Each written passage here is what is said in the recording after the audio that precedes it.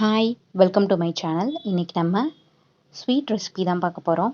Carrot halwa எப்படி செய்யலான்னு பார்க்கலாம். இதுக்கு நான் 6 லிட்டர் பால் எடுத்திருக்கேன். நல்லா சுண்டை காய்ச்சி எடுத்து வச்சுக்கிறேன். கேரட்டை நல்லா துருவி வச்சுக்கிறேன். நான் 2 கேரட் எடுத்து நல்லா துருவி வச்சுருக்கேன். இப்போ ஸ்டவ் ஆன் பண்ணிக்கோங்க. ஸ்டவ் ஆன் பண்ணி கடாய் வச்சுக்கோங்க. கடாயில் 3 ஸ்பூன் நெய் விட்டுக்கோங்க.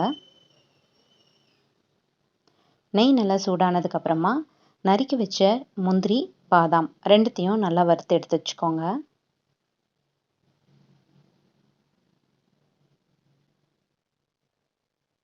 இப்போ அதே கடாயில் 1 ஸ்பூன் நெய் விட்டுக்கோங்க. நம்ம துருவின கேரட்டை நல்லா வதக்கி எடுத்து வச்சுக்கோங்க.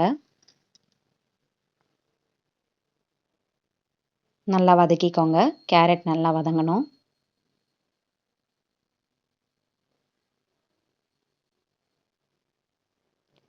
நல்லா வதங்கினதுக்கு அப்புறமா நம்ம சுண்டை காய்ச்சி வச்சுருக்க பாலை இதில் ஊற்றிக்கலாம்.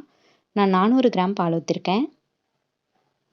பால்லையே நல்லா கேரட் வேகணும். அது வரைக்கும் சிம்மில் வச்சு கலந்து விட்டுட்டே இருங்க.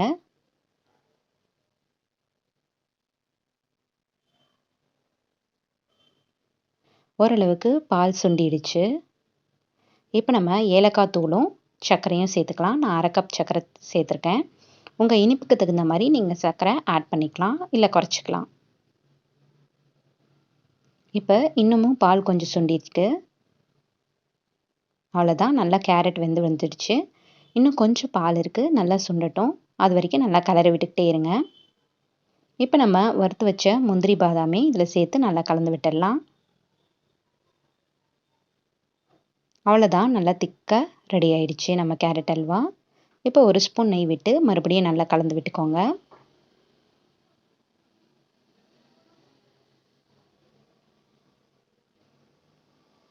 இப்போ பாலெல்லாம் நல்லா சுண்டிடுச்சு. அவ்வளோதான், ஸ்டவ் ஆஃப் பண்ணிக்கலாம். நம்ம carrot halwa ready. Thanks for வாட்சிங்.